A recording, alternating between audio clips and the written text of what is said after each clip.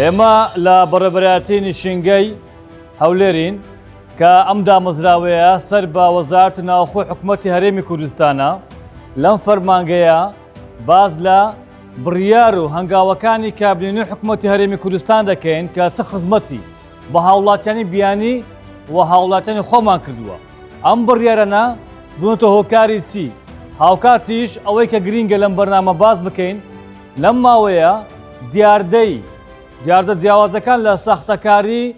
لەوەی کە هەڵخەڵەتاندن و فڕ و فێڵ و تاوانی جیاواز دەکرا لەم بەڕێبەرایەتە بەشێکی سنوودا کرایە بەشێکی بمبر بووە. تەواوی بڕیار و هەنگاوەکان کە بەشێکیان باوەڕ پێ نەکراوە لەم فەرمانگەیە دەخێنەڕ.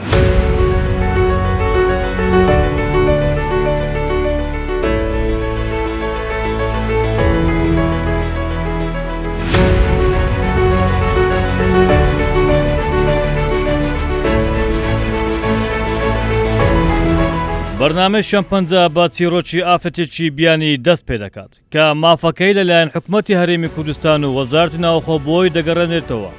دوای ئەوەی کەسێکی بیانی هەڵی دەخەڵەتێنێت و فریوی دەدات.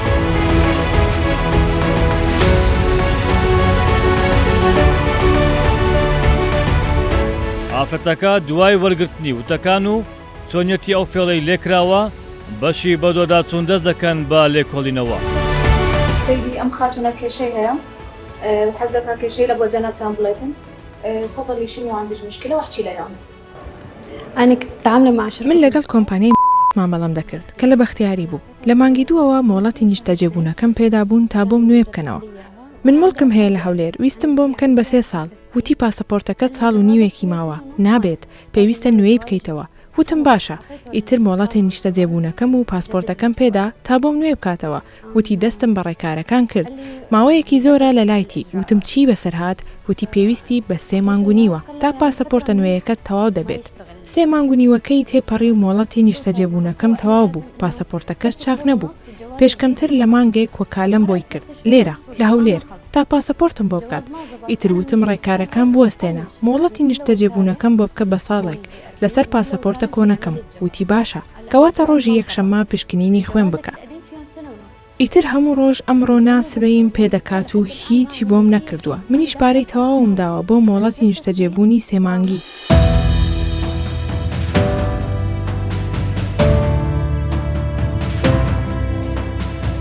ئەو ئافرەتە بەڕێزەی کە لێرەیە ئەمە بیانیە خەڵکی وڵاتی سووریە هاتۆتە هەرێمی کوردستان بەهۆی ئارامی و ئاسایش خۆشگوزەرانیەکەی کار دەکات. باشە متمانەی هەیە کەسێکی بیانی کە کۆمپانیایکی داناوە بۆ دەهێنانی کاتی نیشتنگە وایە جەنابی ئەو کەسە کە غەدی لەوەی کردووە ئەویش بیانیە. چی کردووە؟ گوایە کاتی نیشتنگەی بۆ نوێ دەکاتەوە. ئەمە هەموو بەڵگەنامەی خۆی ڕادەستی ئەو کەسە کردووە. 5 مانگە دەیهینی و دەی بە خۆی لە ماوەی چەند کاتیشی دەتەواو دەبێت؟ یعنی زۆرترین کاتی 7 ڕۆژە زووتریش تەواو دەبێت. ئەوە 5 مانجی پێچووە. هەر مانجی 600,000 غەرامەیە. کۆی گشتی غەرامەی ئەم ئافرەتە بەڕێزە سەروی 6 ملیۆنە. ئەمە کەسێک هەوڵی داوە ئیستیغلالی بکات. فڕوفێڵی بەرامبەر ئەنجام داوە هینانی بردنی پێ کردووە بزان چ مەرامەکی هەبووە. ئەم ئافرەتە ئەمڕۆ هاتۆ پەنای بۆ حکوومەتی هەرێمی وەزارەتی ناوخۆ ئەم بەڕێبەرایەتە هێناوە لەگەڵ ئەو ئەفسەر و ئەو کارمەندە بەڕێزانە ئەو کەسانە کە ڕاهێنرا و کەسی شارۆزا زیرەکن چی دەکات؟ داوای مافی خۆی دەکاتەوە لێرە گویان لێگرت مافی بۆ دەگەڕێنەوە. ئەمە جاری جاران نییە تۆ بێی هاوڵاتێکی بیانی ئیستیغلال بکەی کە کەسی نییە لێرە بەڵام حکوومەت کەسی هەم کەسێکە لێرە یاسا سەروەرە بەپێی یاسا مامەڵە لەگە دەکرێت و ئەو کەسەی دیربان کراوە وی غەدری کردووە. ئێستا پێتان نیشان دێن با بزانین کارەکە چێ دێ بەڵام ئەوەی کە بڵێنتان پێداوە کێشەکەی بۆ چارەسە دەکەن و ئەو ڕێکارێکە هەیە هاوکاری دەبن کاک عەقیل. ئەمە یەکێکە لەو حالەتانە بەڵام ئەمە جاران دیاردە بوو ئێستا بۆتە حالەت نەماوە ئەوەی کە گرنگیشە دەمەوەتان پێ بڵێن لەناو بەڕێبەرایەتیانە وەلا هەموو دامدەستگاکانی حکوومەتی هەرێمی کوردستان بینە بمزانە ئافرەتەکانمان چەند ڕۆڵێکی باش دەژێڕن. ئەنی ئەمە یەکێک لە هەوڵەکانی حکوومەتی هەرێمی کوردستان دەستکەوتەکانیش ئەوەیە گۆڕەگۆڕانکاری زۆر گەورەی ڕوویدا بەڵام ئافرەت دەوری زۆر دایتێ بەرەو پێش چووە ڕۆڵیان هەیە لە بەڕێوەبردن و دامودەستگاکان و هاوکاریکردنیان ئێستامە هاتووە ڕتوانی نهێنی خۆ ڕەنگە لای پیاوە نەتوانی باسکە وایە جەناب عەقیل. ئەم ئافرەتە بەڕێزەی بینی و دڵخۆش بوو ئەمە یەکێکە لە هەوڵەکان بۆیە با بزانین ڕێککارەکە چی دێت.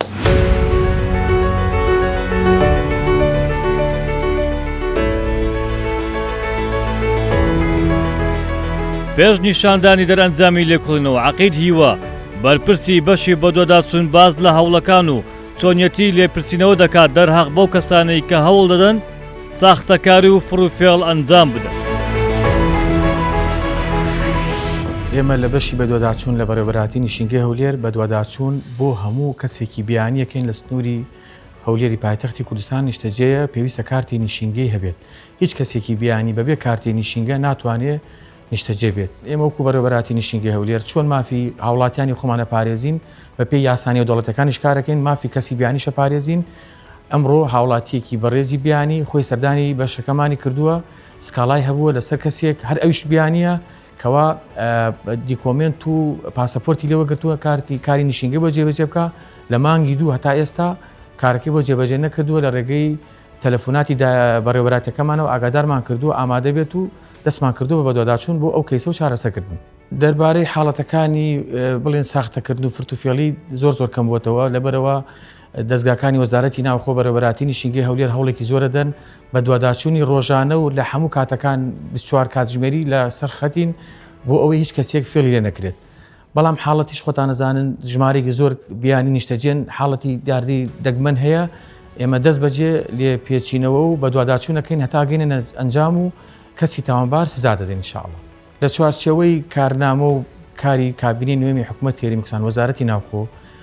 کارمانە سەر ئەو کەیسانە کردووە کە گومانی قاچاقچێتی بە کەسی بیانیان کردووە و هەمویان بە زووترین کاست و داشکراون و گەڕان دەراوەتەوە وڵاتەکان وڵاتی خۆیان ئێستا ئەتوانین بڵێن ڕێژەکە بکەم بۆتەوە بە ڕێژەیەکی زۆر کەم کە شانی باسکردن نیە وەر حاڵەتێکیش هەبێ بە زووترین کات و لە کەمترین ماوە دەستگیر دەکرێت و ڕەوانی وڵاتی خۆیەکرێتەوە.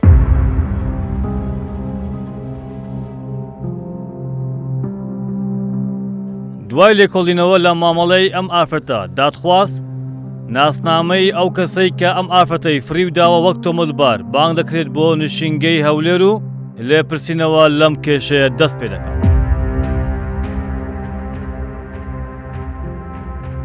دوای 2 ڕۆژ لە لێکۆڵینەوە دەردەکەوێت تۆمەتبار ماوەی 5 مانگە ئەم ئافرەتەی فریو داوە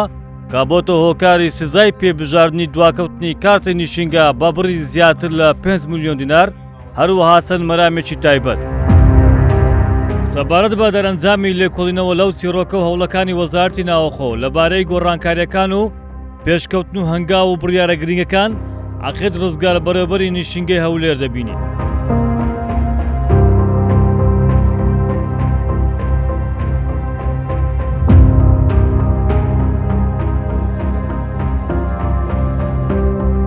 پاش لێکۆڵینەوەکان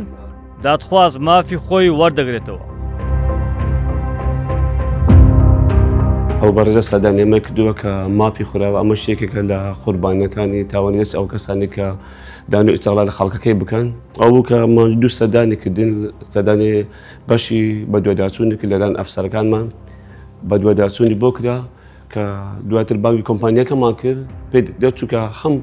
خودی خۆی پاسپۆرتی سووریا و ئەو کەسەش کە ویستویتی کە غەدی لێ بکات ئەوش پاسپۆرتی خۆی یعنی خاوەن پاسپۆرتی سووریا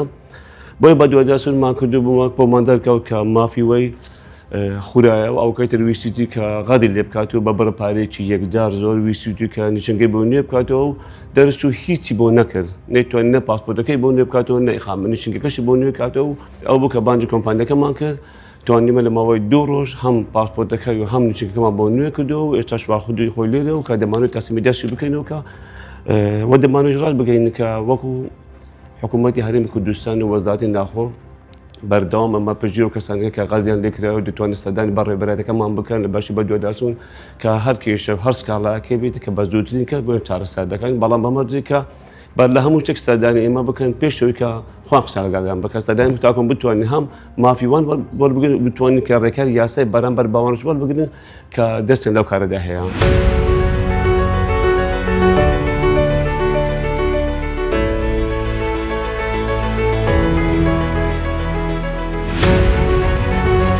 ئافرەتەی کە خەڵکی وڵاتی سووریایە هاتوتە هەرێمی کوردستان ماوە کار دەکات لێرە لەو ئارامی ئاسایش پێکەوە ژیانەی هەیە ئیدی ئەم ئافرەتە بەڕێزە بوو ئەمە دیار بوو مافی خورابوو لەلایەن کەسێکی بیانی کە ئەویش خەڵکی وڵاتی سووریایە کە پیاوێک بوو هەوڵی دابوو ئیستیغلالی بکات بەوەی کە بڕەپارەیەشی زیاتری لێوە بگرێت بە ناوی دەرهێنانی کارتە نیشینگە و مەبەستی تریشی هەبوو ئەمە دواتر لێکۆڵینەوەکان دەری دەخاتنیە بۆیە ئەم ئافرەتە لێ دەقەومێت بەنابوو بەڕێبەرارتی نیشینگەی هەولێر دێنێت چی دەکات ئەمە کارتەکە و پاسەپۆرت هەمووی دەست بەسەر بووە نوێ نەکرایتەوە بەسەر چووە غەڕامی هاتوتە سەر فریویاندایە ویستیانە ئەوەی بیانەوێ بەدەستی بینین بەرامبەری کە هاتۆتە ئێرە بە ماوەیەکی کەم لە دوو ڕۆژ پێش ئێستا کەمە کۆتایی بەرنامە بتەنها ئەم چیرۆکە مابوو لێرە پاسەپۆرتەکەی کە تۆ دەستە خۆی ئەمەش کارتە نیشینکەی کە نامانەوێت زانیێرەکە نیشان دێن کارتەکەشی بۆ نوێ کراوە تەواوی ڕێکارەکە ئەو پێبژاردنەشی لەسەر بوو ئەمە لە کۆمپانیاکە لە کەسەوە دەگیرێت ڕێکارەکان و بەردەوامە لێکۆڵنەوە بەردەوامە هەر کەسێک بێوێ غەدر بکات پەیامیشیان هەیە دەڵێن ئەوانەی کە کێشیان هەیە پەنا بۆ ئێمە بێنن یاسات بەبێ یاسات مامەڵە بکەن سکاڵە تۆمارکەن ئێمە یارمەتیان دەدەین ئەمە ئەرچی حکوومەتی هەرێمی کوردستان بۆیە ئەمڕۆ ئەم دیکۆمنتانە ئەم بەڵگانە دەدێتەوە ئەم ئافرەتە بەڕێزە.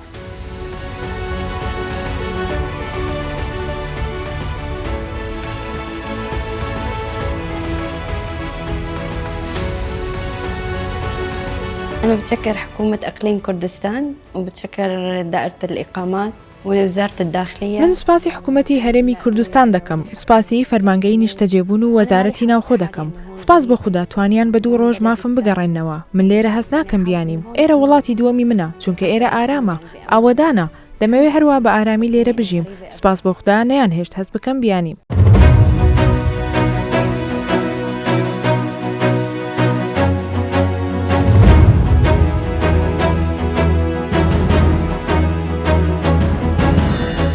ئێمە لە بەڕێبەراتی نیشینگەی هەولێرین لەگەڵ بەڕێز عەقیل ڕزگار دەمەوێت بۆی دەست بکەم بەڕێز کاک ڕزگار سڵاو دەبی سەبارەت بە گۆڕانکاری و هەنگاوەکانی حکوومەتی هەرێمی کوردستان لە کابینەی نۆ لەم بەڕێوەبەرایەتیە چ کاردانەوەی هەبوو بۆ هۆکاری چ بەخێر بێن هەروەک دەزانێت کە لە کابینە نوێی حکوومەتی هەرێمی کوردستان لە ماوەی تەمەنیدا زۆربەی هەر زۆر سێکتەرەکان بۆ نمونە سێکتەری تەندروستیە یاخۆ سێکتەری بازرگانیە یاخۆ هەر سێکتەرێکی تر بیتن کە تەندروستیش بیتن پێشکەوتن و بژدانەوەیەکی گەورەی بەخۆوە بینین بەڵام لێرەدا کە ئەو بژدانە پێویستی بە کەسانی خاوەن ئەزمون هەن پێویستیان بە کرێکارە هەیە یان پێویستیان بە کەسانی شارەزا هەیە تاکو بتوانین بەشداری لە بژدانەیە بکەن ئەو بوو کە پێویستیمان بە هەندێک کە بیلەوەکە کە پێویستیان بە هەندێک کەسێک کە لە دەرەوەی وڵات بین بۆ هەرێمی کوردستان و بە ئارەزوی خۆیان بەشداری لەو بژدانەوەی بکەن. ئێمە پێشتر سیستەمی ڤیزامان هەبوو بەڵام سیستەمێکی ڤیزای چۆن بڵێ وەکو ئەوراق و بە شێوەیەکی دەستی بوو بەڵام ئەو بوو کە لە ڕێکەوتی 23 ساڵی 2023 ڕێزدا سەرۆکی حکوومەت پۆرتالی ئیڤیزای ڕاگەیان کە پۆرتالێک کە خەڵک هەموو کەسانی بیانی دەتوانن چ لە شوێنی کارکردنی خۆیان چ لە ماڵەوان چ لە کاتی گەیشتن لە دەواازە سنوورەکان دەتوانن داوای ڤیزە دەکەن و کاتی دەرچوونی ڤیزای تەنها کەمتر لێک خولەکە یعنی ناگات دێخۆلک بێ خولک ڤیزەکەی دەردەچێتن کە ئی پۆرتال لەلایەن ڕێزە سەرۆکی حکوومەت ڕاگەیاندا کە تەنها بەماوەی یەک خولەکە ڤیزەکە دەردێتن کە دێن هەرێمی کوردستان لێرە لە ناو بەڕێبەرێتن چونکە پارێزگاکانی هەموو سیستەمەکان بە ئەلکترۆنیە و لێساش لە دەمانێت پەرەی ببسن کە بزودری وەک هەڵە ماڵەکەی خۆیان بتوانێت داوای نیشنگە بکەن بەڵام سیستەمی ئی پۆرتال کە بەشێکە لە سیستەمی BCS سیستەمی کۆنتڕۆلکردنی سنوورەکان کە لەلایەن فەرمانگەی تەکنۆلۆژیای زانیاریەوە داڕژراوە و بە کۆمەڵێک تەکنۆلۆژیای نوێوە پاڵپش کراوە ئەمە توانیتی وەکو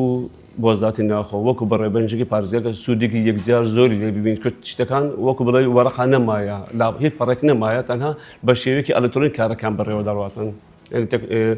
شێوازێکی جوان شارەسانی تێداوەتە بە بەڕێبەر نیشتگە پارێزگاکان ئەو پۆرتاڵی ڤیزەی لە ئەکاونتی فەرمی خۆی سەرگۆزیران ڕاگەیاند لە 2023 کە بینی کە زۆر بڵاو کراوە کە دەتوانێت بە شێوەیەکی زۆر ئاسان تەنها بێ خۆلک دەتوانێت ڤیزەکەی وەربگری بە هەنگاوەشی گرنگ باس کرا هەنگاوەکە زۆر دەگەری باس کرا چونکە ئەمە دەتوانین دابەشێک لەسەر لیستی ئەیوبی لیستی ئەوانە کە ئۆن ئەڕایبوو لە کاتی گەیشتن تەنها کە بەبێ هیچ کێشەیەکە داخل ئێستا دەتوان بێنەوە هەرێمی کوردستان. دەوڵەکانی حکوومەتی هەرێمی کوردستان و ئەو پێشکەوتن و پێکەوە ژیانە ئاشتیانە و ئەو ئارامی و ئاسایشە وای کردووە دیاردەی کۆچ پێچەوانە بێتەوە بە جۆرێک جاران خەڵک لە هەرێمی کوردستان ڕویان لە هەندەران دەکرد بەڵام ئەمڕۆ دوێنێ نییە ئەمڕۆ دیاردەی کۆچ پێچەوانە بۆتەوە لە دنیای دەرەوە خەڵکی وڵاتان ڕوو لە هەرێمی کوردستان دەکەن هەندێک لە وڵاتانیش بە هەوڵدەن خەڵکەکەیان بە قاچاق بێنە هەرێمی کوردستان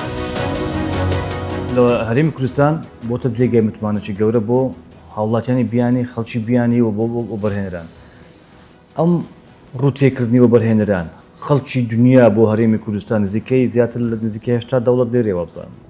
زانێرەکان دەگرێتەوە بۆچی ئاسانکاری کرا بە تایبەت بۆ بەرهێنران هەم ئاسانکاری لە ویزا هەم ئەو ئارامێکە لە هەرێمی کوردستان هەیە هەمش دەتوانین بڵێن کە ئاسانکاری لە پەیدانی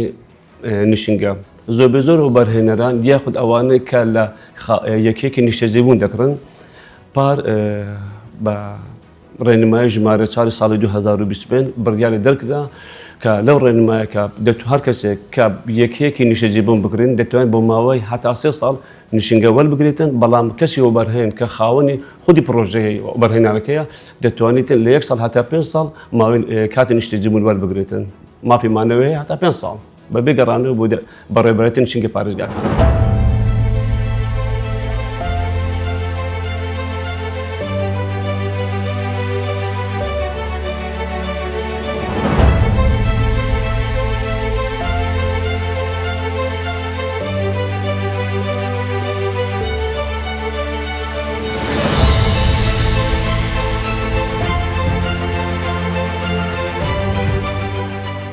سەبار مافی بیانیەکان ئێوە چیتان هەیە؟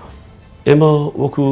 بەڕێبەرەتی نشینگەی پارێزگای هەولێر وەکو یەک سەیران دەکەین ئەوەی کە لە هەموو بەڵام پێشەمو شەیدان باشی بڕیارکە زۆر گرنگ بکەین کە بڕیاری 172 ئەنجومەن وەزیرانی ساڵی 2022 کە لەلایەن ڕێزار سەرۆکی حکوومەتەوە ئەو بڕیار دەرکرا کە هیچ کەسێک ناتوانێتن بەبێ پشتگیری لە وەزارەتی کار کاتی نشینگەی پێ بدرێتن ئەو خاڵ یەکەم خاڵی دووەمی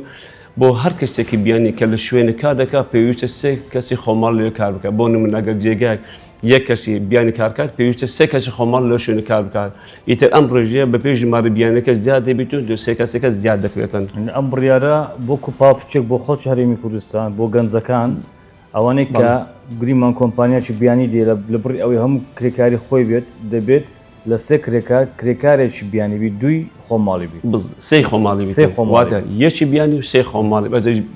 بیانەکانی چەند زۆر بیتن ئەو کەیتە سێ بە زیاد دەکرێت بەڵێن داران سێ دەکرێت باشە ئەوە کە بڕیارکە زۆر گرنگ بوو کە کاتۆبارەجی بە زۆر سەرکار دەکات زۆر کۆمپانیەکان دێتن لەنیکارەکە بیانەکە دێتە شوێنێک لە جاتی و 3 خۆماڵیدا دەنێت کە بۆ هۆی کە کرێکارە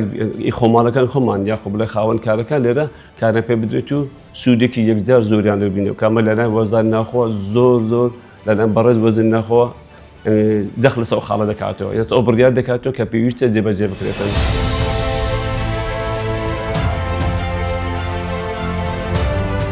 زۆر جار دەبینی لێرە کاتێکی پێویستە کارەکان ڕای دەکرێت ماندووە دێ لەسەر مەکوچەدا دەنیشتن وە کتابەکان داخوێنێت بۆ نمونەوە ناودارەکانی کوردەکانە کتابێکی بەسەر ڕێبازی بارزانی نەمرەوە یاخود دەتوان بڵێم زۆر کتابەکان لەگە باز بکرێتەوە قورئانی پیرۆزەکە دادرێتن کە سەردینەکان یان ئەوتەندە کتاب هەیە لەسەر کوردستان ئەو بڵاو دەکرێت زۆر جار کەسێک کە دادەنیشن ئەجنەبیەکان خۆم دیدم بیانەکان دادەنیشن کاتێکی خۆ زۆر جار کارەکان تەواو بۆ بەڵام هەر خەریکی خوێندنی کتابە لەگەنە پێیان جوانە و زۆر جار بەرجاریان کرد لە دانانی کتاب هەرێکە لە بابەتی خۆی کە لێ دابدرێتن.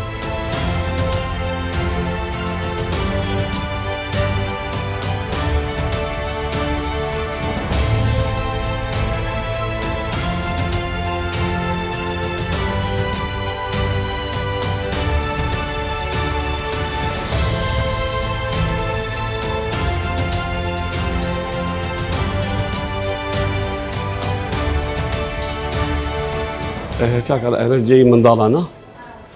زۆر دەکە داک و بابان دێنەکانە چۆنن باش ئەحواڵت کاسان چێشتێکە بزانم تەسمەکە چێشتەکە بزانم چ چێشیات کات و چێشیات کات و نووسیات کا بزانم کا قەڵەمەکەی تو قەڵەمەکە چی لات ئۆتە دەگەڵ تو چێش هەداڵە دەکەتی چ دەنووسی ئافیا کا قەڵەمەکەی تو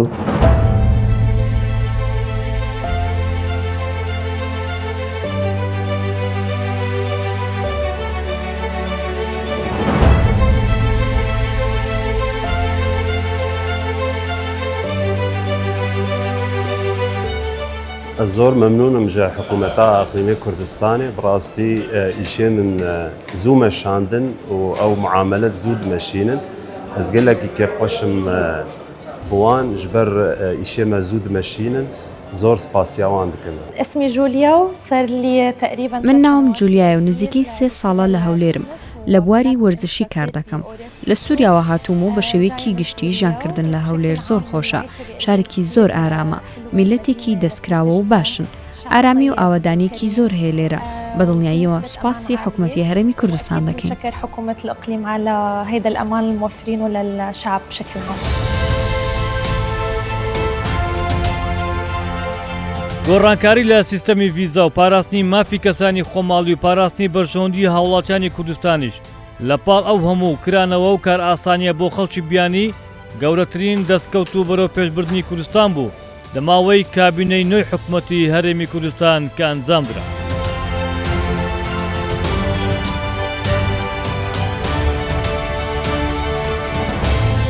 بەپێ ڕێنمایی ژمارەیەکی ساڵی 2021 ئێمە هەڵدەستین بە ئەنجامدانی ڕێکاری یاسایی دژی ئەو کەسانی کە هەڵدەستن بە فریودانی کەسانی بیانی چ لە ڕێگەی ئەو مندوو بوو باندانەی کە ئەم کارە ئەنجام دەدەن ڕێکاری یاسایی لە دژیان دەگرینە بەر.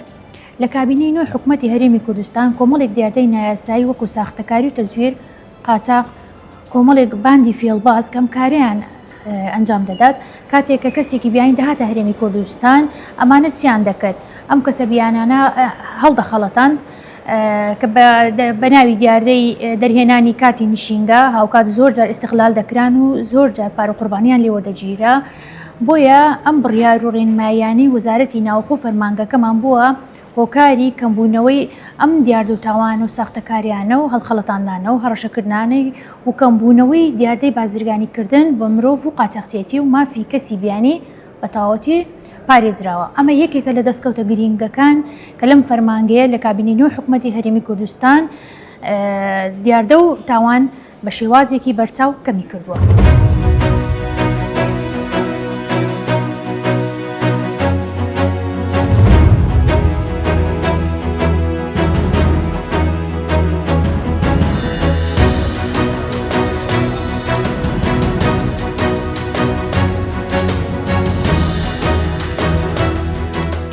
بەسەندکردنی ئەو بەڵگەنامانە کە پێشکەش دەکرێتن لە بەشی یاسایی بۆ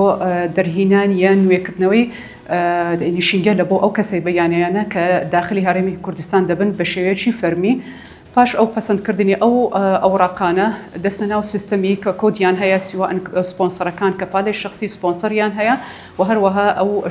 کۆمپانیای کە پەسەند دەکرێت لە بەشی یاسای ئەوانە شەرەوەها کۆدیان هەیە لە بەشی متابعی کە داخل دەکرێت ئەوراقەکان تحویل دەکرێن پاشان لە بۆ فەحسی خوێنی ئەو کات لە بەجبور دەبی ئەجنەبی کە ئیلزام دەکرێتن کە مەدەبیتن لە بۆ فەحسی خوێنی ئەوەی وا دەکاتن بە خۆشحاڵیەوە لە 2021 کە ئەو ڕێنمایە کە دەرچووە ژمارەیەکەی ساڵی 2021 کە زۆربەی پێشتر ئیشەکان لە بەرباتی نیشینگەی هەولێر کە ئیشەکان بەدەستی دەکرا ئێستا بە خۆشحاڵیەوە بوویتەوە سیستەمی ئەلکترۆنی و ڕێ لە زۆربەی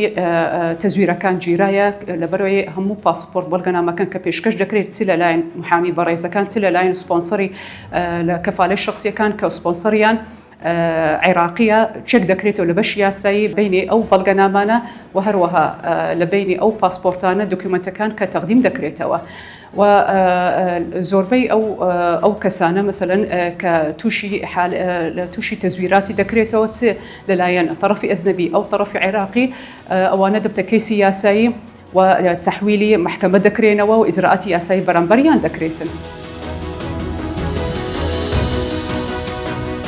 دەستخۆشی لە حکوومەتی هەرێمی کوردستان دەکەین هەروەها دەستخۆشی لە وەزارەتی ناوخۆ و بەڕێوەبەرایەتی نیشینگەی پارێزگای هەولێر دەکەین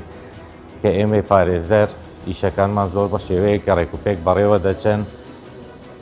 جاچ لە ڕووی وەرگرتنی ڤیزا بێت بۆ کەسانی بیانی یاخود دەرهێنانی کارتی نیشینگە بێت بۆ کەسانی بیانی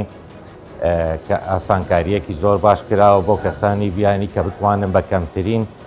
کات ببن بە خاوەن کارتی نیشینگەی هەولێر